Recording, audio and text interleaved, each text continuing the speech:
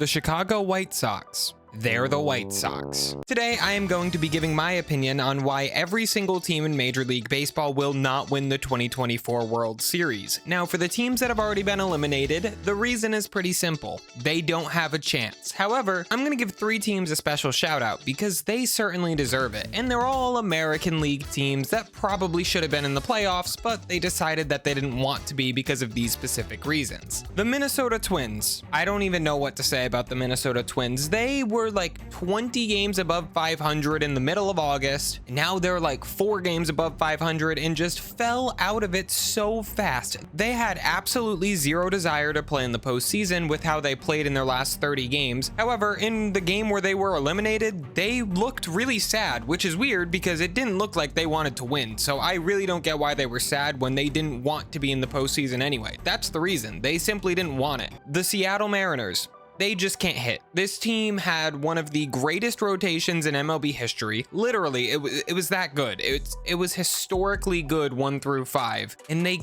just couldn't hit. There was something about that team. They added Justin Turner and Randy Arozarena at the trade deadline. It didn't really help. Everything that they did went wrong. They had a 10-game lead on Houston at one point early in the season, and they just blew it, and then they didn't even make the wild card. They just couldn't hit. That's the reason why all of that happened. The Boston Red Sox. Oh, my favorite team. Where do I start with this team? I believe the Red Sox won't be winning the World Series because they all lost their beds and they didn't sleep for the entire season. That's the only way that you can explain what happened. They were a very good team in the first half. I think they were 9 games over 500. They had a wild card spot going into the All-Star break. They were the hottest team in baseball since like the middle of May at that point. So like a 2-month stretch where they were just winning every single game. And then the All-Star break came and they lost their beds. Alex Cora, the manager, must have stole the beds because they did not sleep and they looked so tired the second half of the season and they didn't get it done. So the Red Sox, they just didn't sleep and they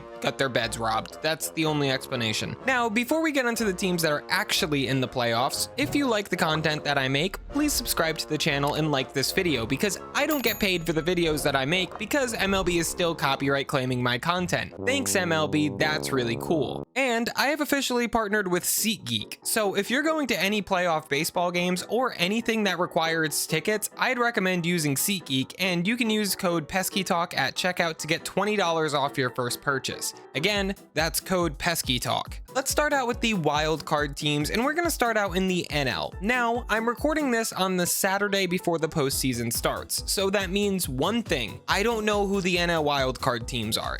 2 of these 3 teams, the D-backs, Mets, and Braves, will make the playoffs. I don't know which one, so I'm just going to give all 3 a reason why they're not going to win if they do make it. The Diamondbacks, because I think they're technically the least likely to make it right now because of tiebreaker. I might be wrong. I don't really care. The Diamondbacks.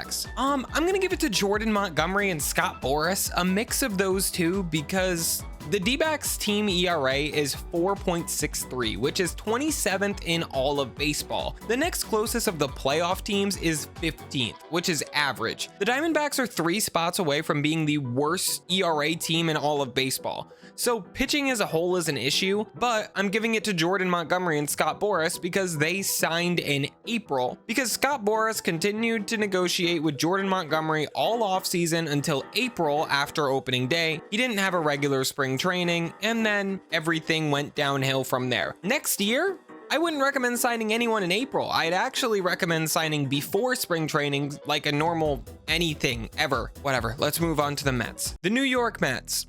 Weather. Literally, that's what I'm going to say here. The hurricane that's going through the southern part of America is literally going to murder them with the doubleheader that they're playing on Monday. It's actually the worst situation ever, and it can only happen to the Mets because the Mets are so unbelievably cursed. Atlanta decided that they were going to force a doubleheader on the Monday before the playoffs start. The playoffs start on Tuesday. They're playing a doubleheader on Monday, and that's going to be for whoever gets into the playoffs, so it's going to have to be treated like a playoff game. The Mets are going to have to start their 2 best pitchers. They're going to have to empty their bullpens for 2 games. Lindor's going to have to play both of those games even though he has an injured back. It's going to be an absolute mess in and the Mets are going to get screwed over by it. The Atlanta Braves, injuries. Most of the time you can't say injuries are the reason for a team's failures. However, with the Atlanta Braves, it is. Ronald Acuna Jr., Austin Riley, and Spencer Strider are all going to be missing the entire playoffs. Ozzie Albies, Sean Murphy, Michael Harris Jr., and AJ Minter have all missed massive amounts of this season, and it's the reason why they're even going to have to play the Mets in a winner-go-home doubleheader the day before the playoffs. If these injuries had not happened, they would surely be a lot closer to the top of the division, and this would not be an issue. However, they got injured. It's the reason why they're not going to win the World Series. The San Diego Padres, and I really don't know what to say about the Padres. I love this team on paper. They have a great rotation, they have a great bullpen, and they have a great offense with great defense.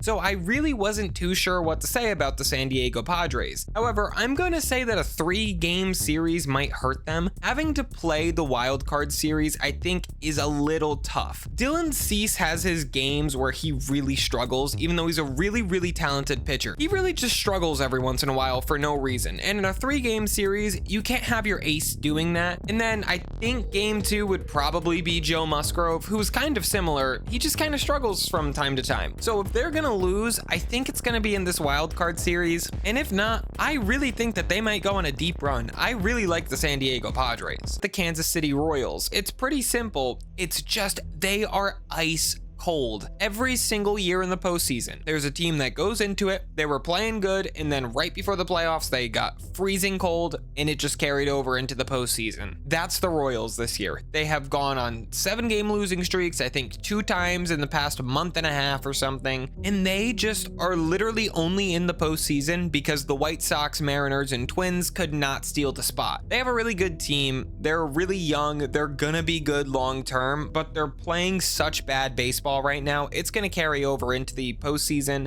and they're going to be screwed over by it. That's just how it's going to work. The Detroit Tigers. This is the opposite of the Kansas City Royals. They are the hottest team in baseball right now, and it's not really close. However, I think what's going to screw them over is they're just not ready yet. They've been playing big games for a while now, but their roster is almost entirely made up of rookies or second-year players, and I just don't know if that's going to work when they go into like facing the New York Yankees in Yankee Stadium in the ALDS, or whenever they'll meet the Yankees, whatever. You know what I mean. I don't know if those rookies are going to be able to hold up. They are the hottest team in baseball right now though, so that's a team that usually goes on a run. I think the thing that's going to hold them back, it's having too many rookies and just not being ready. Also, the starting rotation at this point is basically non-existent apart from Tariq Skubal, so their bullpen usage has skyrocketed like more than any other team in the league by a lot, so they are going to be worn down in the postseason, probably, especially the bullpen. I don't know. It's a little concerning. The Tigers are really good though. They might go on a run. The Baltimore Orioles, it's pitching injuries. This is like the Braves. They just don't have the arms because so many of them got injured. Grayson Rodriguez is injured, Kyle Bradish is injured, John Means is injured, Tyler Wells is injured, and even their closer Felix Bautista is injured. Those are 5 extremely talented pitchers that will not be pitching in the postseason, and I think it's going to kill them. They really don't have that great of a rotation or bullpen without these guys. Corbin Burns, Zach Eflin, yeah, they can get you outs, but I don't know. In a 7-game series, you need more than 2 pitchers, and right now it feels like they only have 2 pitchers. The Milwaukee Brewers. This is an interesting one, and I'm going with home runs allowed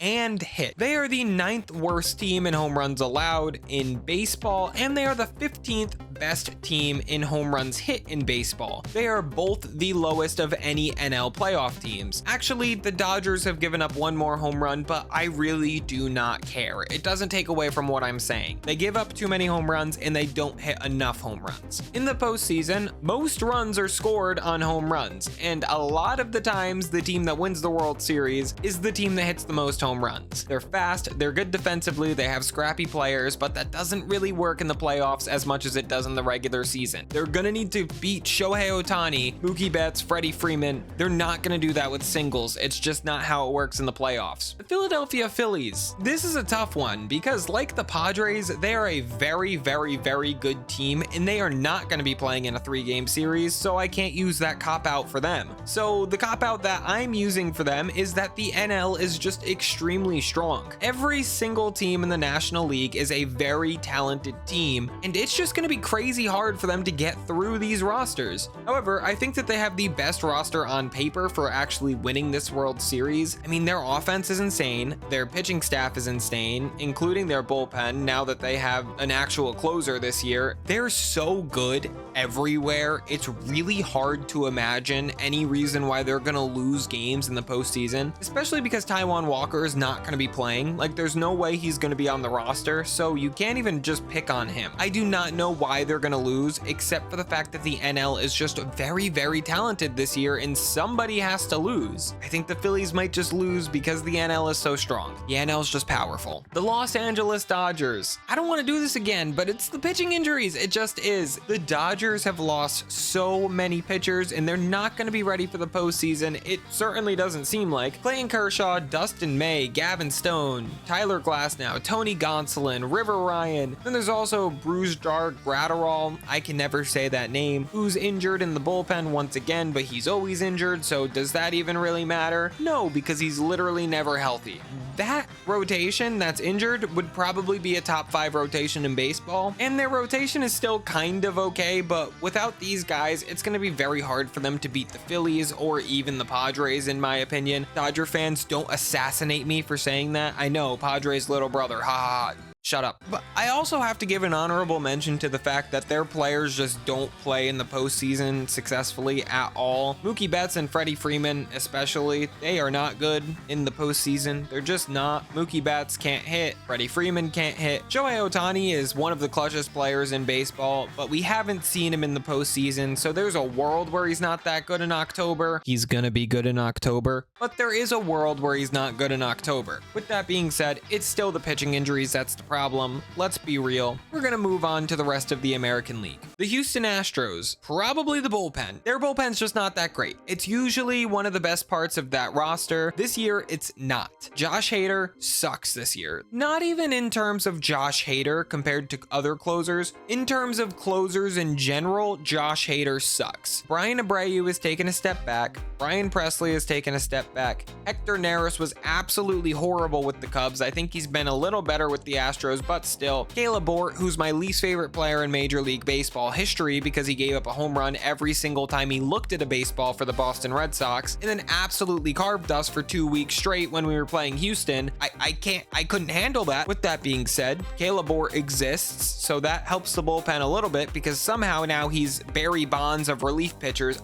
The Cleveland Guardians. Starting pitching, I mean, like, this is the same thing for a lot of teams. If you don't have good starting pitching, you're not winning in the postseason. You need to put up zeros in October. You need to put up low numbers. A crooked score wins a series. You cannot let a crooked score happen in any time ever, and the Guardians are probably going to let a crooked score happen because their starting pitching is not good. Their bullpen is absolutely absurd, and because of that, they have a 3.6 team ERA. They just don't have the arms to get it done. They've been decimated by pitching injuries, and it's just bad. It's just a bad rotation. It just is. You're lying to yourself if you say that they aren't. They're just not a good rotation. It's gonna cost them when they're facing Giancarlo Stanton, Aaron Judge, Juan Soto. Like, it's just not gonna work. That's gonna be their demise. It's gonna be their downfall. The New York Yankees. I'm going with something a little weird with them because, again, they're pretty good, and I think they're significantly better than every other American League team. I think they're significantly worse than a couple of National League teams, but in terms of the American League teams, the Yankees are probably the team to beat in the American League. They're the 1 seed for a reason, but I'm gonna go with defense with them. I know that they have one of the best defenders in baseball at shortstop in Anthony Volpe, and Austin Wells is really good behind the dish too, but Anthony Rizzo just broke his finger today, so he's probably not going to be playing very much. That's a big hit at first base defensively, and the rest of that defense is not that great. Jazz Chisholm Jr. has not played amazing defense at third base, and I just don't trust him. And if Trevino is catching, oh my god, you can just steal every single second on on that guy. Gleyber Torres is probably the worst defensive second baseman in baseball. I think the Yankees are going to run Jason Dominguez out in left field, and he really can't play left field in New York. Like, he hasn't been able to